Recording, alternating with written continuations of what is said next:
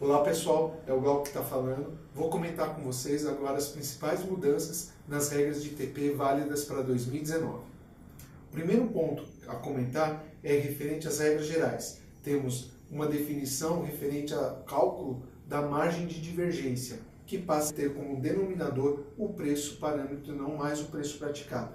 Outra mudança que afeta tanto o cálculo de importação quanto de exportação é a definição do momento do cálculo do preço praticado e do preço parâmetro, se definindo como o ano em que ocorreu a operação. Para a exportação não temos novidade. Para a importação temos sim uma novidade para alguns contribuintes. O cálculo do preço praticado e preço parâmetro para todos os métodos, com exceção do PRL, deve ser efetuado no ano em que ocorreu a importação. Para o preço PRL, o cálculo do parâmetro continua sendo feito quando ocorre a baixa de estoque. Outra regra geral é em relação ao ajuste. O ajuste deve ser, para o TP importação, oferecido a tributação no ano da baixa de estoque da mercadoria. Assim sendo, cálculos como PIC e CPL deverão ser calculados no ano da operação de importação, mas oferecidos a tributação somente no ano da baixa de estoque. Com relação ao método PIC, nós temos uma exceção. A regra geral agora diz que o preço praticado e o preço parâmetro devem ser apurados no ano da importação. Contudo, o método PIC prevê que quando a empresa não tiver um volume de 5% sobre as próprias operações no exercício, pode obter o complemento desse percentual a partir das operações do exercício anterior, desde que sejam feitas as devidas correções de variação cambial. Dessa forma, podemos afirmar que o método PIC pode ter o parâmetro com as operações do exercício e complementando com as operações do exercício anterior. Com relação ao método PRL, vou dividir em 4 tópicos principais. O primeiro trata da definição de quais vendas vão compor o preço parâmetro.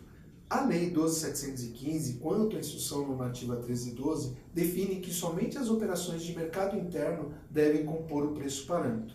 Contudo, o parágrafo 1A do artigo 12 da Instrução Normativa 1312, ele contraria esse conceito, permitindo que tanto vendas do mercado interno quanto externo componham o preço parâmetro, colocando como condição que existam vendas no mesmo exercício para esses dois mercados. O segundo ponto, como já comentado anteriormente, faz referência ao momento de cálculo do preço parâmetro. O preço parâmetro do método PRL deve ser calculado e apurado no momento da baixa do estoque do produto importado para resultado. O terceiro ponto trata da formação dos custos de importação para efeito de preço praticado. A nova regra determina que seja levada em consideração a regra de Incoterm. A regra de Incoterm define quais custos são de responsabilidade do importador.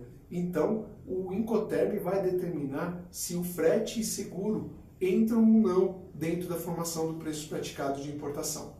O quarto ponto levantado faz menção ao saldo de estoque. A legislação define que as quantidades iniciais e valores iniciais em estoque deverão ser consideradas para a formação do meu preço praticado da minha apuração do exercício atual. Da mesma forma que quantidades e valores que ficarem em estoque no final do exercício deverão ser expurgadas. Assim, essas DIs não consumidas deverão ser direcionadas para a minha apuração no meu exercício seguinte. Bem, agora vamos falar das commodities. Também dividi em 4 pontos. O primeiro é referente à formação do preço praticado e preço parâmetro por operação de commodity. Assim sendo, se num ano tivermos 200 operações com commodities, teremos 200 preços praticados, 200 preços parâmetros e 200 diferenças. Essa é uma alteração que com certeza vai trazer um impacto sobre as apurações, visto que muitas empresas acabavam agrupando as operações por transação, onde a transação podia ser um embarque, um contrato ou até uma nota fiscal. Dessa forma, a legislação limita a operação de importação, que no caso pode ser uma DI ou um embarque. No caso da operação de exportação, pode ser um RE ou também um embarque.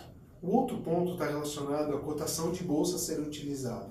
As bolsas normalmente existem cotações de abertura, fechamento, máximo e mínimo. Muitas bolsas não divulgam uma taxa média. Contudo, a legislação reforça que a taxa para ser utilizada na composição do preço parâmetro PSEX ou PCI deve ser a cotação média. Assim sendo, as empresas vão ter que calcular essa taxa média caso ela não seja divulgada pela bolsa. O terceiro ponto que eu vou destacar está relacionado à definição do produto como commodity ou como não commodity. Até então, podiam ser considerados como commodities produtos que não estavam listados no anexo 1 e que tinham cotações no anexo 2, que trata da relação de bolsas internacionais. Agora, a legislação limitou a definição de commodities, tem que estar no anexo 1, que é a lista de produtos, mais o anexo 2, que é a lista de bolsas, ou no anexo 1 da lista de produtos, mais o anexo 3, que contém os institutos de pesquisa reconhecidos internacionalmente. O último ponto que eu vou mencionar aqui é com relação a um ajuste previsto na legislação de TP referente a commodities. É um ajuste feito em relação aos custos de transporte, armazenagem e tributos cobrados no mercado de destino da importação. No caso, foi retirado essa menção ao mercado de destino da importação.